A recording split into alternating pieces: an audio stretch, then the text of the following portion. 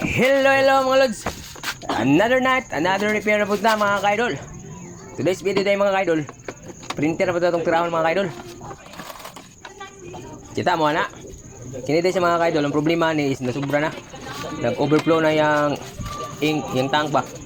O, dili man ni mapunta ni mga murag waste niya ba. So, puno ni ko isa. So, kinahanglan na gud siya limpyuhan mga kaidol. Okay, kung di mo limpyuhan ni siya, tagdan lang nimo. Magkuha na gini siya, tawagan mag-leaking na sa imong kuan sa ginabutangan nimo nga sa imong printer. So hugaw ko sa tanawon. So napod siya tendency maguba pag imong printer ani. Naadyo magka-problema gid imong printer ani. So ato yung hinluan na ni mga kaidol. So ingani na ni paghinlo mga kaidol, tanaw ra gud. Nginaw na sa paghinlo. Imo na tanggalon to pag man imo ra pag-agason dira. Oh, pag-asa na nimo sa gripo. Awa, tang gawa mga kaidol. I-forward na ako mga kaidol, dugay ka na sa na puti. So ato na pong kitanggal mga kaidol isa-isa. Kung yun sa mo pagtanggal, mas maya na imo ra po siyang i-file og tarong kay para nagbalik mo di ka malibog.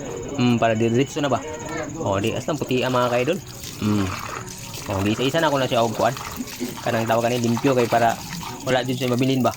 Dapat puti gyud na siya. Oh. Nga naon na sa paghinlo mga kaidol kung namin mga printer ya. So i-check yun na yung mga kaidol kasi overflow na diya. Oh, tingala mo hugaw kayo asagikan.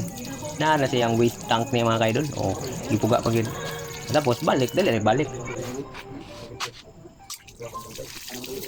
Oh, tanawa mga bay. Hastang puti ya mga bay. Nga naon na siya paglimpyo, oh. Puti kayo. Tapos pugaw og tarong. Tapos balik. Nga na ra. Simple ra kayo mga kaidol. Sulit ka, tuga. So, mo ra mga kaidol. Daghan salamat sa pagtan-aw ninyo. Alright, thank you. You know, Panama. Alright, thank you.